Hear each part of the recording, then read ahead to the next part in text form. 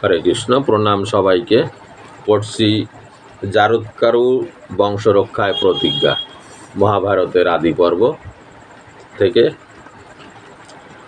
পিতৃগণ কহিলেন, বৎস, আমাদিগের সৌভাগ্য বলে যদিচ্ছাক্রমে এই স্থানে আসিয়া উপস্থিত হইয়াছ। জারুৎকারুর সঙ্গে তার পিতৃপুরুষ যারা পূর্বে ছিল তাদের সঙ্গে দেখা হলো। তারা খুব তাকে বললেন যে কেন তারা এইভাবে আছে। তো সেইখানে দাঁড়িয়ে তখন যখন পরিচয় হলো যে এনারা আমার পূর্বপুরুষ, আমি তাদের সন্তান, তখন জিজ্ঞাসা করছেন, তার পিতারা তাকে বলছে, আমাদিগের সৌভাগ্য বলে তুমি যদিচ্ছাক্রমে এই স্থানে আসিয়া উপস্থিত হইয়াছ। আমাদের ভাগ্যের ফলে তুমি এখানে এসে উপস্থিত হয়েছ। এক্ষণে জিজ্ঞাসা করি, তুমি কি নিমিত্ত দ্বার পরিগ্রহ করো নাই? তুমি কেন এখনো পর্যন্ত বিবাহ করনি? জারুৎকারু কহিলেন, হে পিতৃগণ, আমার মনে সর্বদাই এই ভাব উদিত হয় যে আমি ঊর্ধ্বরেতা হইয়া ব্রহ্মচর্য অবলম্বনপূর্বক দেহত্যাগ করিব, কদাচ দ্বার পরিগ্রহ করিব না। আমি মনে মনে এটা ভাবি যে আমি ঊর্ধ্বরেতা হয়ে তপবল জপ তপ করে সাধনা করে আমি এইভাবেই ব্রহ্মচর্য রক্ষা করে আমি চলে যাব পৃথিবী ছেড়ে, কিন্তু আমি বিবাহ করব না। এক্ষণে আপনাদিগকে এই মহাগর্ত মধ্যে পক্ষীর ন্যায় লম্বমান দেখিয়া আমার ব্রহ্মচর্যের বাসনা অপনীত হইল। কিন্তু আপনাদের এখন এইভাবে এই মহাগর্তের মধ্যে লম্বায়ন, আপনাদের এই দুর্দশা দেখে আমার মনে হচ্ছে, আমার মন থেকে ব্রহ্মচর্য ব্রতের সংকল্প ত্যাগ হয়ে গেছে। আমি আপনাদের হিত সাধনার্থে অচিরাৎ বিবাহ করিব। আমি আপনাদের হিত সাধনার জন্যে আমি বিবাহ করিব, কিন্তু তদ্বিষয়ে এই এক প্রতিজ্ঞা রহিল যে যদি আমি আমার স্বনাম্নী কন্যা ভিক্ষাস্বরূপ প্রাপ্ত হই এবং তাহাকে ভরণ পোষণ করিতে না হয়, কিন্তু আমার এক প্রতিজ্ঞা যে আমার নামের সঙ্গে মিল যদি কোনো কন্যা পাই এবং তাকে যদি আমার ভরণ পোষণ না করতে হয়, এইরকম হলে আর এই জন্মে বিয়ে হতো না। এ জন্মে বিয়ে হতো না। এ ওনাদের জন্যই সম্ভব যে বিয়ে করব, তার ভরণ পোষণ দেবো না, অথচ আমি যত্নে থাকব। এইরকম আমার এক প্রতিজ্ঞা। তাহা হইলে তাহার পানি গ্রহণ করিব, প্রকারান্তর হইলে তদ্বিষয়ে প্রবৃত্ত হইব না। এর ব্যতিক্রম হলে আমি বিবাহ করব না। আমার সেই পত্নীর গর্ভে যে পুত্র জন্মিবে সেই আপনাদিগকে উদ্ধার করিবে।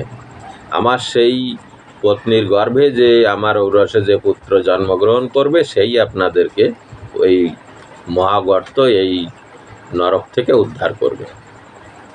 হে পিতামহগণ, তখন আপনারা অক্ষয় স্বর্গলাভ করিয়া পরম সুখে কাল যাপন করবেন। তখন আপনারা অক্ষয় স্বর্গধাম লাভ করবেন এবং সুখে কাল যাপন করবেন।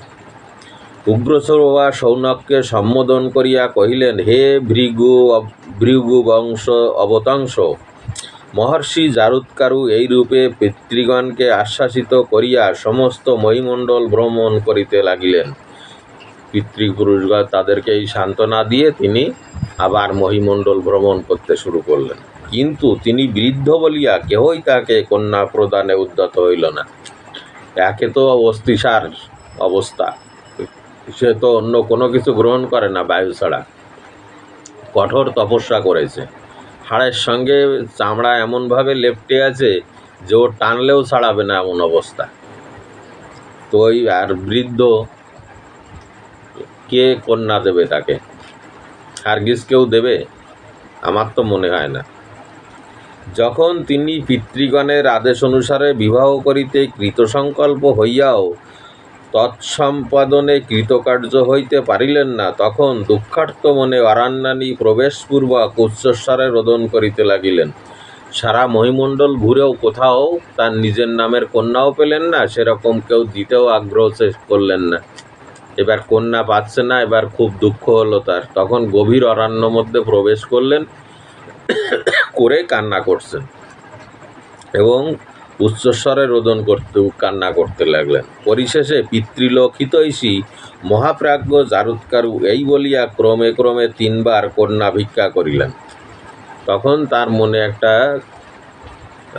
বুদ্ধি উদয় হলো যে এইভাবে একবার চেষ্টা করে দেখি কীভাবে এ স্থানে যে কোনো স্থাবর বা অস্থাবর বস্তু বর্তমান আছো অথবা যাহারা অন্তর্হিত আছো সকলে আমার বাক্য শ্রবণ করো। আমি যাযাবর বংশে সমুদ্ভূত, আমার নাম জারুৎকারু। জন্মাবধি এতাবৎকাল পর্যন্ত কেবল ব্রহ্মচর্য অনুষ্ঠান দ্বারা কাল যাপন করিয়াছি। সম্প্রতি আমার পিতৃগণ বংশলোভ ভয়ে আমাকে পানিগ্রহণ করিতে আদেশ করিয়াছেন।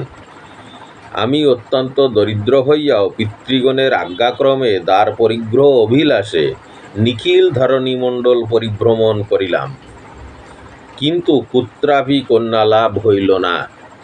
অতএব এক্ষণে আমি যাহাদের নিকট কন্যা প্রার্থনা করিতেছি তাহাদের মধ্যে যদি কোনো ব্যক্তির মৎস্যনামী দুহিতা থাকে, আর যদি আমাকে সেই কন্যা ভিক্ষাস্বরূপ প্রদান করেন এবং তাহাকে যদি ভরণ পোষণ করিতে না হয় তবে আনায়ন করুন, আমি তাহার পানি গ্রহণ করিব। এইভাবে 3 বার তিনি বললেন।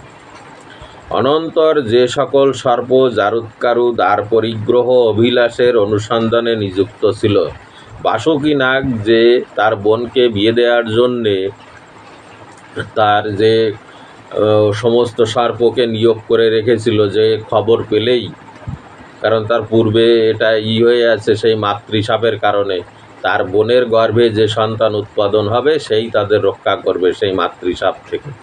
তো বাসুকী তখন এই উপায় জানার পরে সমস্ত সাপেদের বলে রেখেছে যেখানেই জারুৎকারু যখনই তিনি এই বিবাহ করতে চাইবেন তখনই এসে আমাকে খবর দেবে।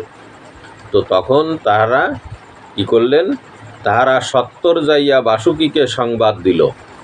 নাগরাজ বাসুকী তাহাদের মুখে এই বাক্য শ্রবণ করিবা মাত্র সাতিশয় সন্তোষ প্রকাশপূর্বক স্বীয় ভগিনীকে বিচিত্র বসনভূষণে বিভূষিত করিয়া জারুৎকারু সান্নিধানে লইয়া গেলেন। তখন খবর পাওয়া মাত্র বাসুকী নাগ তার যে বোন ছিল, তার নামও জারুৎকারু, তাকে নিয়ে সুন্দর করে সাজিয়ে নিয়ে জারুৎকারু মুনির সামনে হাজির হলেন এবং তাহাকে ভিক্ষাস্বরূপ সেই কন্যা প্রদান করিলেন। তারা তখন তাকে ভিক্ষাস্বরূপ সেই কন্যা দিলেন তার বোনকে। কিন্তু মুনিবর কন্যার নাম ও ভরণ পোষণ বিষয়ে সন্দিহান হইয়া নাগরাজ বাসুকীকে তাহার নাম জিজ্ঞাসা করিলেন। কিন্তু জারুৎকারু ভাবছে আমি বলেছি তাই নিয়ে এসছে, এখন তার নাম আমার নামের সঙ্গে মেলে কিনা এবং আমি যে তার ভরণ পোষণ দিতে পারবো না সেটা তারা জানে কিনা, এবং কহিলেন আমি ইহার ভরণ পোষণ করিতে পারিব না। এইরূপে মহর্ষি জারুৎকারু মুমুক্ষ হইয়াও দ্বার পরিগ্রহার্থে দ্বিমনা হইয়াছিলেন। তিনি বললেন যে আমি তো ভরণ পোষণ দিতে পারবো না এবং এই কন্যার নাম কি সেটা আগে বলো, এটা তাদের কাছে জিজ্ঞাসা করলেন বাসুকী নাগের কাছে। এরপরে জারুৎকারুর পত্নী পরিত্যাগ। তো এটা এখানেই রাখলাম। হরে কৃষ্ণ।